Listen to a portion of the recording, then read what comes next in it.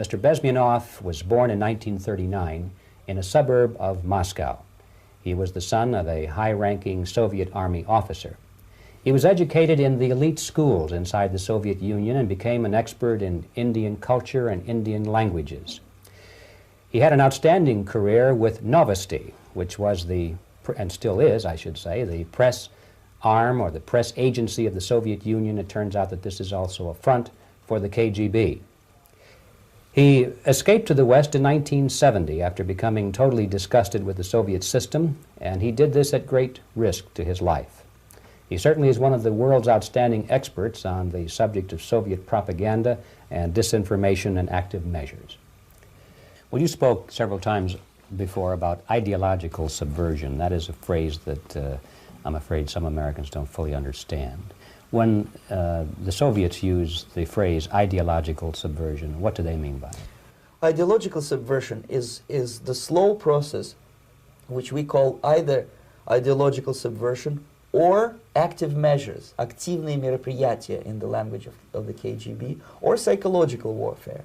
What it basically means is to change the perception of reality of every American to such an extent that despite of the abundance of information, no one is able to come to sensible conclusions in the interests of defending themselves, their families, their community, and their country.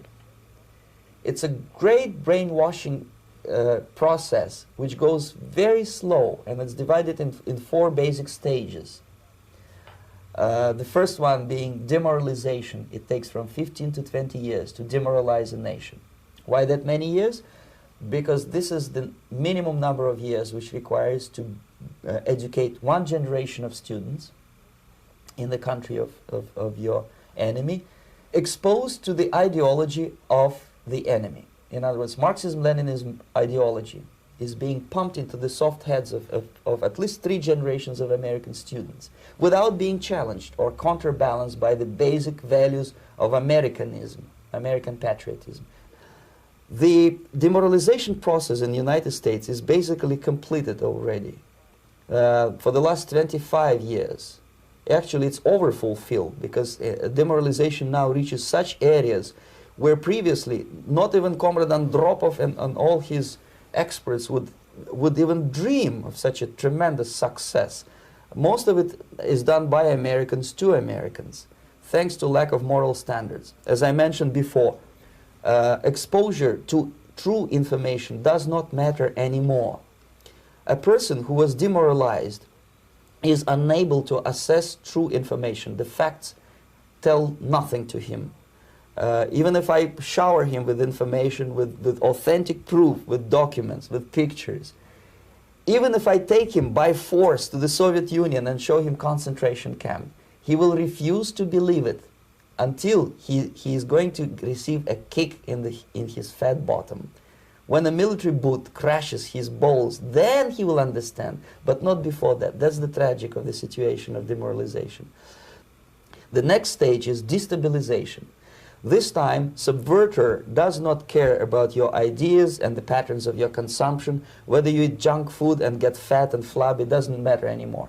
This time, and it takes only from 2 to 5 years to destabilize a nation, what matters is essentials: economy, foreign relations, defense systems. And you can see it quite clearly that in some areas, in such sensitive areas as defense and economy, the influence of Marxist-Leninist ideas in the United States is absolutely fantastic. I could never believe it 14 years ago when I landed in this part of the world that the process will go that fast. The next stage, of course, is crisis. It may take only up to 6 weeks to bring a country to the verge of crisis. You can see it in Central America now. And after crisis, with a violent change of power, structure, and economy, you have so-called the period of normalization. It may last indefinitely. Normalization is a cynical expression borrowed from Soviet propaganda. When the Soviet tanks moved into Czechoslovakia in '68, Comrade Brezhnev said, "Now the situation in brotherly Czechoslovakia is normalized." This is what will happen in the United States if you allow all these schmucks to bring the country to crisis.